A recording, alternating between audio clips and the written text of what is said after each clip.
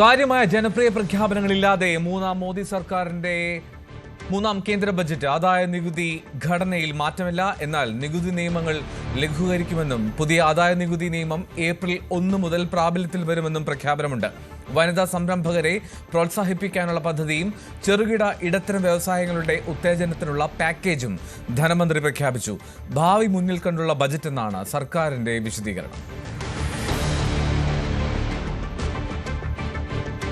In July 2024, I announced a comprehensive review of the Income Tax Act 1961.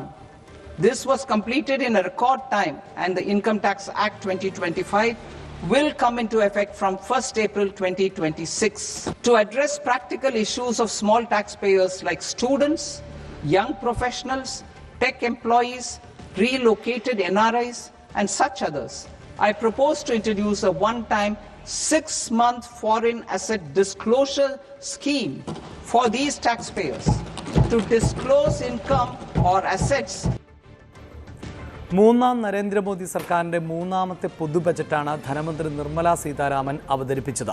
NDA സർക്കാരിന് ഏതെങ്കിലും തരത്തിലുള്ള രാഷ്ട്രീയ സമ്മർദ്ദം ഇല്ലാത്തതുകൊണ്ടും ഒപ്പം പൊതു തെരഞ്ഞെടുപ്പിന് ഇനി 2 വർഷം കൂടി ശേഷിക്കുകയും ചെയ്യുന്ന പശ്ചാത്തലത്തിൽ ബജറ്റിൽ കാര്യമായ ജനപ്രിയ പ്രഖ്യാപനങ്ങളോ വമ്പൻ പ്രഖ്യാപനങ്ങളോ ഉണ്ടാകില്ല എന്ന് പൊതുവെ തന്നെ നിരീക്ഷിക്കപ്പെട്ടിരുന്നു. എന്നാൽ കേരളം, പശ്ചിമ ബംഗാൾ, തമിഴ്നാട്, അസം, പുതുച്ചേരി സംസ്ഥാനങ്ങളിൽ നിയമസഭാ തെരഞ്ഞെടുപ്പ് നടക്കുന്ന സാഹചര്യത്തിൽ ഈ സംസ്ഥാനങ്ങൾക്ക് കാര്യമായ ക്ഷേമ പദ്ധതികൾ പ്രഖ്യാപിക്കുമോ എന്നതാണ് എല്ലാവരും ഉറ്റുനോക്കിയിരുന്നത്. എന്നാൽ സംസ്ഥാനങ്ങളുടെ പട്ടിക പരിശോധിക്കുമ്പോഴും അങ്ങനെ വാരിക്കോരിയുള്ള പ്രഖ്യാപനങ്ങൾ നമുക്ക് കാണാൻ സാധിക്കുന്നില്ല. അതിവേഗ റെയിൽ പദ്ധതിയിൽ തമിഴ്നാടും പശ്ചിമ ബംഗാളും ഇടം പിടിച്ചപ്പോൾ കേരളം ആ പദ്ധതിയുടെ ഭാഗമായില്ല എന്നതാണ് എടുത്തു പറയേണ്ടത്. അതേസമയം ധാതുമണൽ ഖനന ഇടനാഴി, കടലാമ സംരക്ഷണ കേന്ദ്രം എന്നിവയാണ് കേരളത്തെ പരാമർശിച്ച ഈ പ്രധാനപ്പെട്ട പദ്ധതികൾ. ആയുർവേദ മെഡിക്കൽ കോളേജ്, നാളികേര വികസനം, കശുവണ്ടി കോക്കോ ബ്രാൻഡിംഗ്, കൈത്തറി, കരകൗശല വസ്തുക്കളുടെ പ്രോത്സാഹനം എന്നിവയും പ്രത്യക്ഷമായോ പരോക്ഷമായോ തന്നെ കേരളത്തിന് ഗുണകരമാകും എന്നാണ് പൊതുവെ വിലയിരുത്തപ്പെടുന്നത്.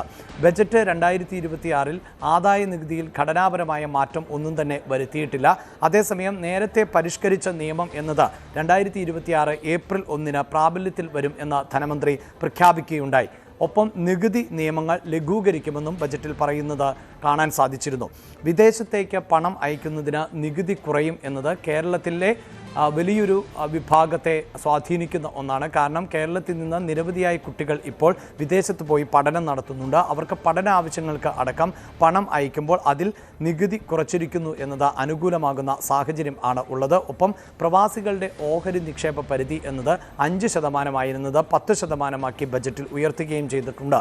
വിദേശയാത്രയുടെ നികുതി 5% നിന്ന് 2% കുറയ്ക്കുകയും ചെയ്തു. മെഡിക്കൽ വിദ്യാഭ്യാസത്തിനുള്ള നികുതി 5% 2% കുറയ്ക്കുകയും ചെയ്തിട്ടുണ്ട്. വാഹന അപകട നഷ്ടപരിഹാര തുകയ്ക്ക് നികുതി ഇനി ഏർപ്പെടുത്തില്ല എന്നും ധനമന്ത്രി ബജറ്റ് പ്രസംഗത്തിൽ വ്യക്തമാക്കിയിട്ടുണ്ട്. കാർഷിക മേഖലയുടെ ഉന്നമനത്തിനു വേണ്ടി, കാർഷിക ഉൽപ്പാദനം വർദ്ധിപ്പിക്കുന്നതിനു വേണ്ടി ധനസഹായ പദ്ധതിയാണ് ബജറ്റിൽ വിഭാവനം ചെയ്തിട്ടുള്ളത്. ഒപ്പം സ്ത്രീകളെ ലക്ഷ്യം വെച്ചുകൊണ്ടുള്ള നിരവധി പ്രഖ്യാപനങ്ങളും നടത്തുന്നുണ്ട്. വനിതാ സംരംഭകർക്ക് ഷീമാർട്ട്, വനിതാ സംരംഭത്തിന് സഹായം എന്നിങ്ങനെ നീളുകയാണ് വനിതകൾക്ക് വേണ്ടിയുള്ള പദ്ധതികൾ. ഒപ്പം പ്രമേഹം, ക്യാൻസർ ഉൾപ്പെടുന്ന മരുന്നുകൾ, അതായത് ഈ രോഗത്തിന് വേണ്ട മരുന്നുകളുടെ എക്സൈസ് ഡ്യൂട്ടി ഒഴിവാക്കുന്നു എന്നതുകൊണ്ട് തന്നെ ഈ 2 വിഭാഗത്തിലും പെട്ട മരുന്നുകൾക്ക് വില കുറയുന്ന സാഹചര്യം ആണ് ഉണ്ടാകുന്നത്.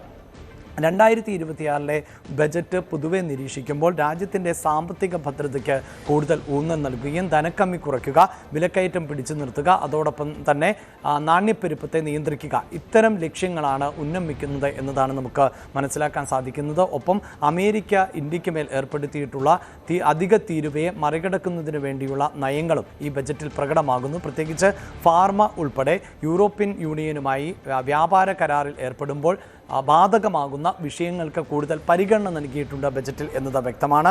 അതുകൊണ്ട് തന്നെയാണ് ബയോ ഫാർമയ്ക്ക് വേണ്ടി 10,000 കോടി രൂപ ബജറ്റിൽ നീക്കിവെച്ചിട്ടുള്ളത്. സെമി കണ്ടക്ടർ മിഷൻ 2.0 വേണ്ടിയിട്ടും പണം കണ്ടെത്തിയിരിക്കുന്നു. 40,000 കോടി രൂപയാണ് മാറ്റിവെക്കുന്നത്. ആധുനിക സാങ്കേതിക സംവിധാനങ്ങളിലെ മികവ് പുലർത്തുന്നതിന് വേണ്ടിയുള്ള ഒട്ടേറെ പദ്ധതികൾ പ്രഖ്യാപിച്ചിട്ടുണ്ട്. AI സാങ്കേതിക വിദ്യയിൽ അധിഷ്ഠിതമായിട്ടുള്ള വാണിജ്യ വ്യവസായ സംരംഭങ്ങളെ പ്രോത്സാഹിപ്പിക്കുന്ന പ്രഖ്യാപനങ്ങളുമാണ് നമുക്ക് ബജറ്റിൽ കാണാൻ സാധിക്കുന്നത്. അങ്ങനെ ധനമന്ത്രി നിർമ്മലാ സീതാരാമൻ്റെ തുടർച്ചയായ 9ാമത്തെ ബജറ്റാണ് ഇന്ന് അവതരിപ്പിച്ചത്. ബജറ്റ് പ്രസംഗം 1.5 മണിക്കൂറോളം നീളുന്ന ഒന്നായിരുന്നു. അതിനുശേഷം പ്രധാനമന്ത്രി നരേന്ദ്രമോദി ഉൾപ്പെടെയുള്ളവർ ഈ ബജറ്റിനെ അഭിനന്ദിച്ചുകൊണ്ട് രംഗത്തെത്തുകയും ചെയ്തു. അതേസമയം പ്രതിപക്ഷം ബജറ്റ് നിരാശപ്പെടുത്തുന്നു എന്ന വിമർശനമാണ് ഉന്നയിച്ചിട്ടുള്ളത്. കൂടുതൽ വാർത്തകൾക്ക് News 18 Keralam YouTube channel subscribe ചെയ്യുക.